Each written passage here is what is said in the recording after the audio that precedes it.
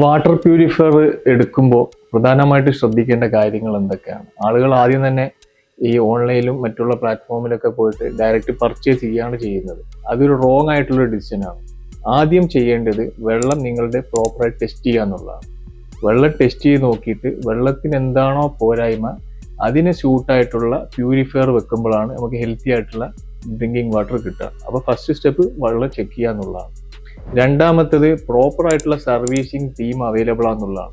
മിക്കവാറും പ്രോഡക്റ്റുകൾ വാങ്ങും, പ്രോപ്പറായിട്ട് സർവീസ് ഉണ്ടാവില്ല. അപ്പോൾ നമുക്ക് ആ വെള്ളം കണ്ടാമിനേറ്റഡ് ആയിട്ടുള്ള വെള്ളം വരാനുള്ള സാധ്യത ഉണ്ട്. അതുകൊണ്ട് തന്നെ നമ്മൾ പ്രോപ്പറായിട്ടുള്ള സർവീസിങ് ടീം ഉള്ള ഒരു വാട്ടർ പ്യൂരിഫയർ കമ്പനി ആയിരിക്കണം സെലക്ട് ചെയ്യേണ്ടത്. മൂന്നാമത്തത് ക്വാളിറ്റി. ഓൺലൈനിലും മറ്റുള്ളതൊക്കെ പല ലോക്കലായിട്ടുള്ള ക്വാളിറ്റികളൊക്കെ അവൈലബിൾ ആണ്. അപ്പോൾ അത്തരം സാഹചര്യത്തിൽ ക്വാളിറ്റി ശ്രദ്ധിക്കൽ നിർബന്ധമാണ്.